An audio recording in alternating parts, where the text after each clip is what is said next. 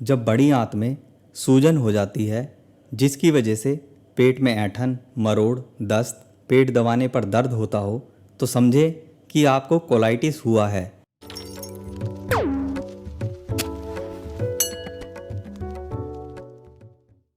Colitis रोग आंतों से होता हुआ रेक्टम तक फैल सकता है, जिसकी समय रहते पहचान कर इलाज जल्दी करा लेना चाहिए।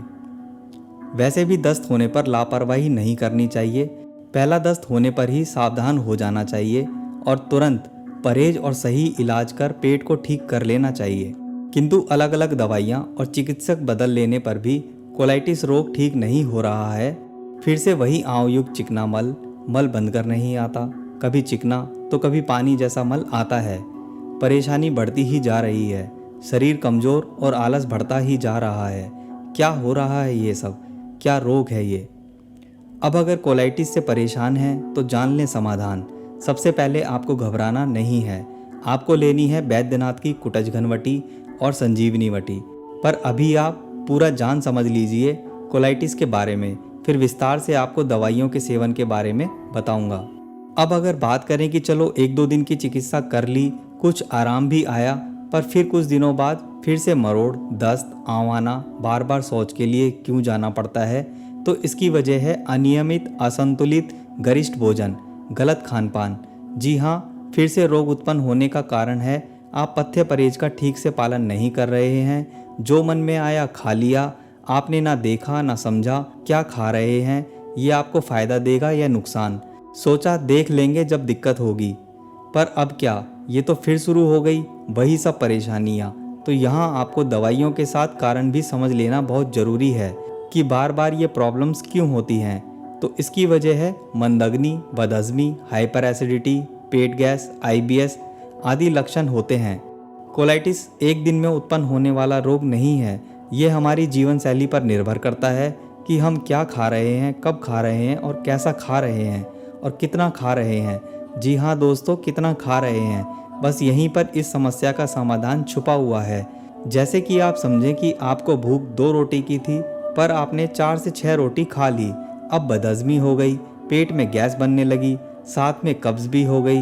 या फिर जब आपको कसकर भूख लगा करती थी और गुंजाइश 6 रोटी की होती थी, तब आप 2 रोटी में ही काम चला लिया करते थे और बाकी 4 रोटी की पूर्ति दूसरे गरिष्ठ भोजन से कर लिया करते थे, जैसे चाय, समोसे, पिज़्ज़ा, बर्गर, कोल्ड ड्रिंक्स आदि से भूख को मारते चले गए। अब मंदग्नि हो गई, ठीक से भूख नहीं लगती, कुछ खा लो तो पेट में घुड़घुड़ की आवाज़ होती है, बार बार शौच के लिए जाना पड़ता है या कभी कभी कब्ज़ रहने लगती है और अब तो पेट दबाने पर दर्द भी होता है।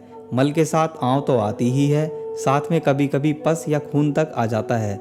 मतलब कोलाइटिस हुआ है। तो भैया आप क्या करें?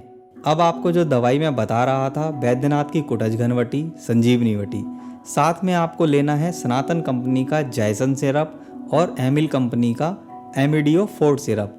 अब इसको लेना कैसे है वो भी जान लीजिए। कुटज घनवटी और संजीवनी वटी की 2-2 गोली दिन में 2 बार सादे पानी के साथ खा लिया करें। सनातन का जैसन सिरप 2 से 3 चम्मच करीब 15 ml तक आप इसे खाना खाने से ठीक पहले पी लिया करें। ये स्वाद में काफ़ी अच्छा है, पेट में जाते ही आराम आता है, भूख खुलकर लगती है, पाचन तंत्र मजबूत होता है, आंतों में आई कमजोरी को दूर करता है।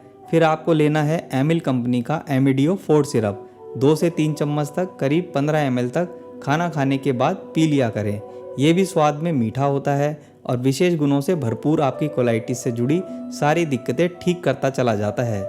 कोलाइटिस होने पर पेट दबाने पर दर्द होता हो तो थोड़ा धीरज रखें, गलत खानपान से बचें, दवाइयों के दौरान तो हल्का भोजन ही करें, पानी हमेशा थोड़ा गुनगुना ही पिएं, जिससे पेट में आई हुई सूजन कम होगी, कोलाइटिस रोग जल्दी ठीक होगा। अगर आप दवाइयाँ निश्चित समय पर पथ्य परहेज का पालन करते हुए खाएं तो ये ज़्यादा लाभकारी होगा। आप एक निश्चित समय बना लें, जैसे ब्रेकफास्ट और लंच के बीच का समय होता है ठीक 11 बजे, तब आप दोनों टैबलेट संजीवनी और कुटज घनवटी ले लिया करें। ठीक इसी तरह शाम को कोई निश्चित समय बना लें, जैसे कि मुझे ये दवाइयाँ 4 बजे ही खानी है, तो यह आपकी हैबिट बन जाएगी और ठीक उसी समय आपको इसकी भूख भी लगेगी। कुछ ही दिनों के सेवन से आपका कोलाइटिस ठीक हो जाएगा। ये दवाइयाँ और सिरप आपको आयुर्वेदिक स्टोर पर मिल जाएंगी। वीडियो में दी हुई जानकारी से आपके मन में कुछ सवाल हो तो आप कमेंट बॉक्स में कमेंट करके ज़रूर बताएं, जिससे आपको टाइमली रिप्लाई मिलेगा और भी पर्सनल जानकारी आप ले सकते हैं। चैनल पर नए हैं तो चैनल को सब्सक्राइब और नोटिफिकेशन बेल को दबाकर आने वाली अपडेट्स लेते रहिए। अगर आप भी अपनी हेल्थ को लेकर गंभीर हैं और अपनी हेल्थ को संभाल कर रखना चाहते हैं तो बने रहिए चैनल पर। धन्यवाद।